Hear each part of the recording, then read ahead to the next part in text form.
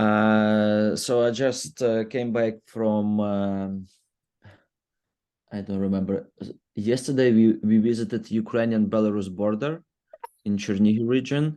We we wanted to check what's going on there, because there is the information that maybe Russia is planning to attack us again this winter.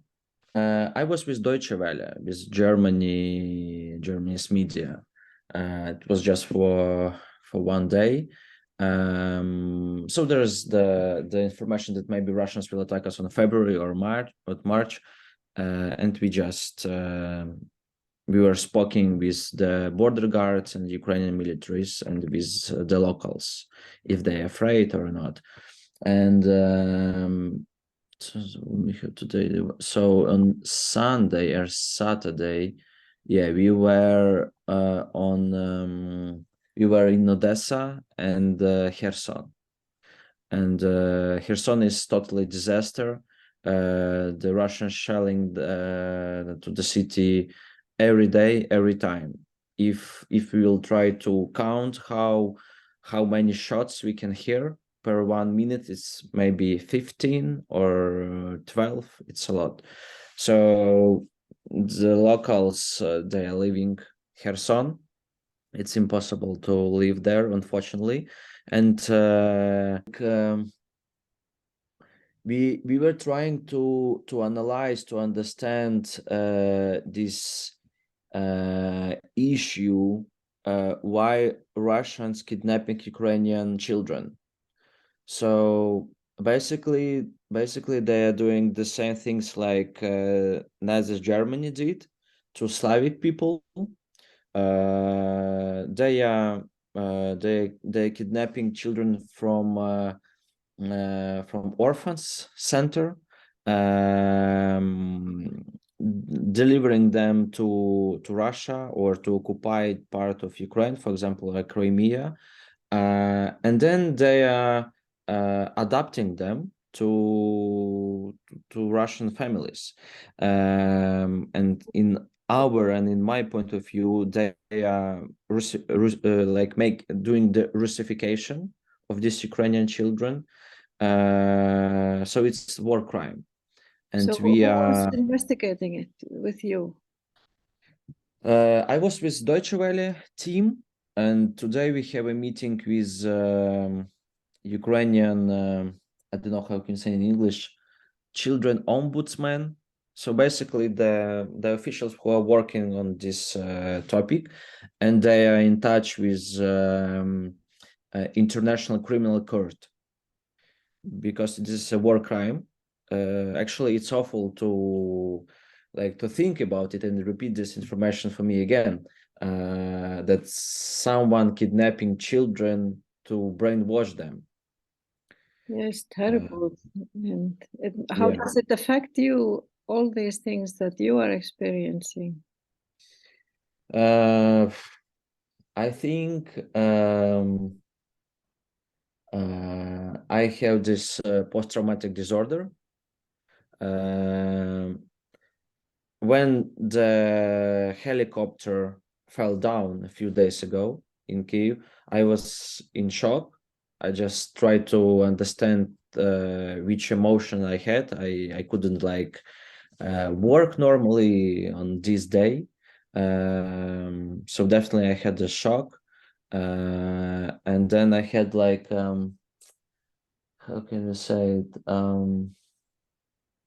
So I just felt that I am weak, and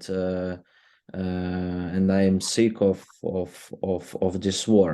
I saw too many dead people everywhere near Kyiv and on the front line. So of course, people, when they are living in this hard environment, they are using to continue on their life in this. So many of us, and also me, we thought that that there is nothing to surprise us again. If you see how people dying or how people struggling after they got shot on the front line, civilians or soldiers, and then they are dying, or when we are losing our friends or relatives, it's becoming like a norma, like a part of norma. Unfortunately, it's norma for us. Yeah, but after this helicopter crash, and after Dnipro disaster, when Russians killed almost 15 people there, it was a shock.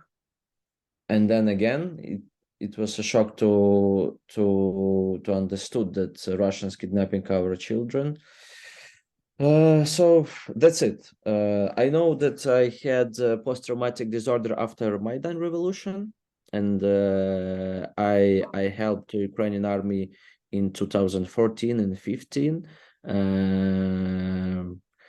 I'm working with a doctor since 2015, and I think the doctor like saved my life, and also it was my own responsible to work as a doctor, because the things I saw on the revolution and on the war, it's not a normal, it's not okay, and I think our brain is struggling to understand what's going on around us.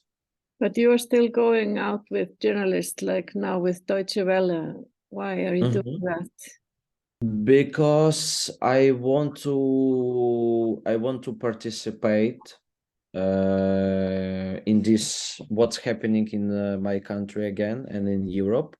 I am doing this because I know that I'm very professional in this. If I will stop do it, I will join the army, and then it's the short way to die. So I'm sorry, I you have know. been helping the journalists, but I saw that you have been in Poland yourself, being interviewed on Polish television, because you studied Yeah, in Poland. And sometimes the Polish media, they are inviting me to say something, because it's Poland is close to Ukraine, but it's still crazy for them what's happening here. I'm spending a lot of time on the close to the front line, or even in Kyiv. We also have, like, we can discover the war in Kyiv, in our capital, after a Russian's missile attack. So they're interesting to hear about it. I am volunteering to Ukrainian army, of course, and I'm doing it because I know that I am in need. That these people, they need my knowledge, they need my experience, and I am very good with it. Maybe in one day I will decide to stop it and I will join the army. And of course, I don't want to die. I am not very trained as a soldier, but maybe I will get some trainings and join the Ukrainian militaries. I don't know yet. but when you are in Poland and they are asking you, do you sense the big difference between the attitude, like in Poland and from the West, how they view the war? Yeah, so actually, I work with the media from all over the world, from US, from Nordic countries, for example, from Finland or Sweden, from Spain and Italy, and then Germany, and of course Poland. So I realized that like these societies and people from Poland, Lithuania, Latvia, Estonia, maybe Czech Republic, they do not need an explanation what's going on here, because our common past, because our Soviet Union occupation, it's everything is super clear for them, that Russia is evil, and it's not Putin's war, it's Russians' war. Some Russians do not support Putin, but many of them still support. I know Russian language. When I reading what they are messaging on Facebook or Telegram channel, they would like to see how we are dying. It's not the trolls. It's common people. So for people, from media, also for journalists from, for example, Germany, France, oh my God. Why do you say, oh my God? It's like I can say it's like hard to explain them. They like, I think that first of all they see that Russians issue, not Ukraine, that they are trying to find the reason why Russia attack us and killing us. It's like it was so hard to explain them that we are not Russians. I hate Russians. So Yeah. they see it from the Russian perspective. Yes. They have this like Russian glasses. And in the beginning, they asked me, so who you are, Ukrainians? There's some journalists from Western Europe country asked me, who you, Ukrainians? So you are Russians, but you those normal Russians, yeah, European Russians. Wow. It was very sad to hear that. So there is my part of work to. So I don't want to someone to respect me. I don't need it. I just don't want to someone know that we are just normal, so-called normal Russians. So it's hard for them. It's far away. I know Eileen, for example. So she spent Swedish television. Yeah, in Russia. So she understands clearly what's the difference between us and Russia. And but maybe for another people from Nordic countries, from North Europe, it's not so clear for them. They are trying to like sometimes the journalists trying to find out the arguments why it was reasonable to, I don't know, to attack Ukraine. That we have some Nazis group, of course we have, like each country in this world. We have some, like we were attacking people on Donbass, but they do not saying that Russia occupied Donbass 8 years ago. For many of them, the war started 1 year ago, but we are calling that war started 8 years ago. Actually, it's true. So it has been your work to get this information across now for a year. Yes. It's like, I think it's also like culture exchange. I wasn't surprised that that many people in the world, even in Europe, they didn't know where is Ukraine located in the map. It's like normal, because Ukraine, it was like developing country. We still had this issue with corruption. That basically I traveled like a lot in my past, and people even know that Chernobyl is located in Ukraine. That's everything. And maybe Andriy Shevchenko, the best Ukrainian football player. That's it. It's like normal for me. It's like it's okay. But it's okay if you like if you don't know everything, nothing about this country.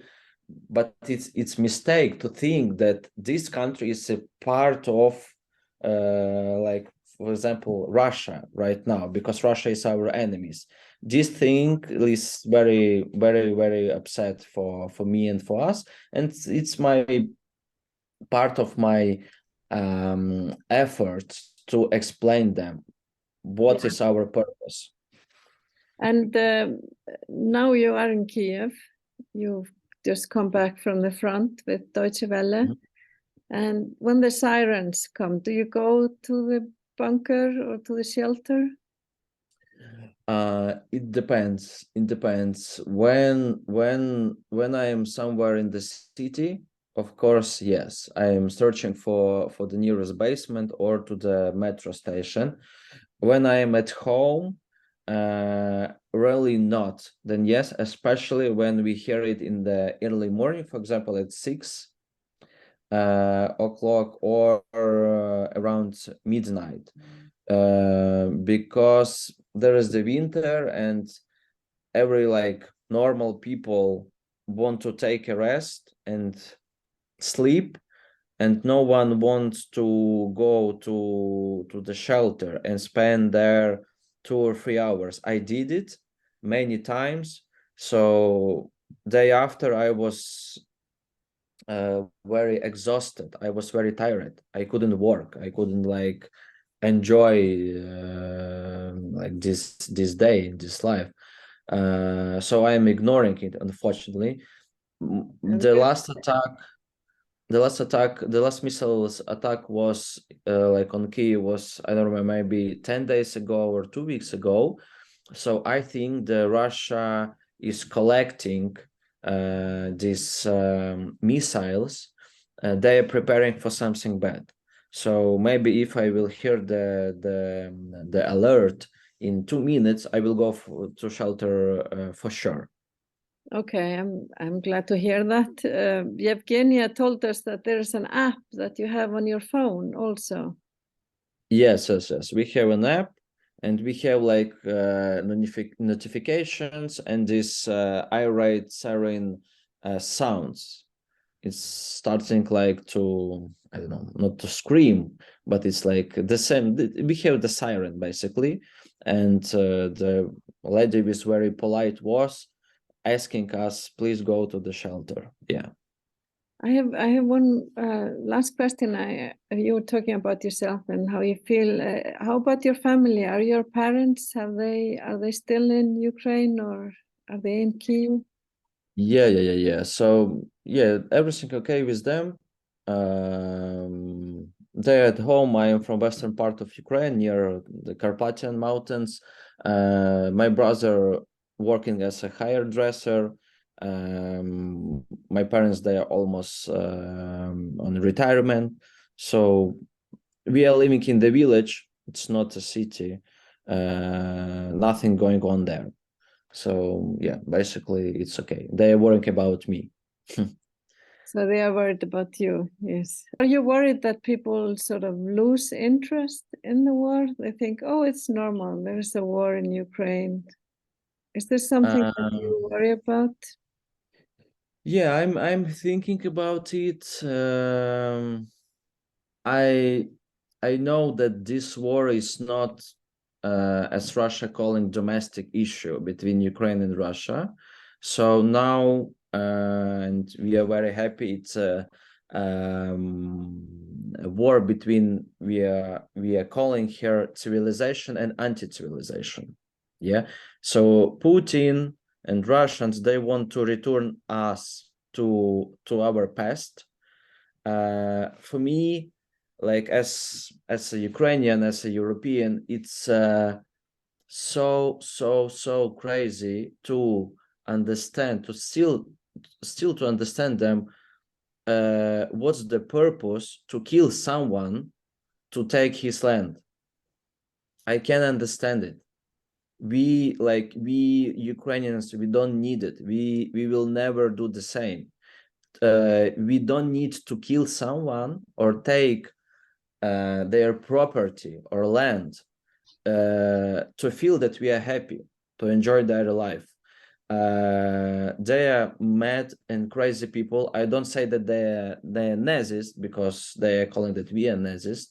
I don't use like this terminology.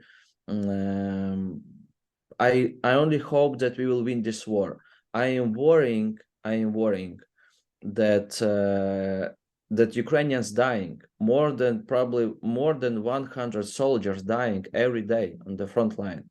That's why we need this heavy weapon so much. I am worrying that maybe I will die For example, if the missile hit in my building, I changed on my Facebook this testimony rules. Yeah, who will get the permission to my social media and to my bank accounts if I will die. So I never heard about, I never thought about it before the war. Now I realized, okay, I have to do it because I don't know what can happen tomorrow, for example, or today in the evening. It's very scary, but as you can see, Ukrainians very brave, and we need to finish, and we need to win this war, because Russians probably want to kill all of us. That's why we are very determined. Дякую. This is very strong last words. And Marian, please stay safe. And Thank you. we will stay in touch. We would like to Yes, hear from you soon. yeah. And see I'm planning to visit Nordic countries, because there is the best part of Europe I know. I'm going to, maybe I will visit Elin in a few months, so maybe I will visit Iceland. I will meet you. yes, we will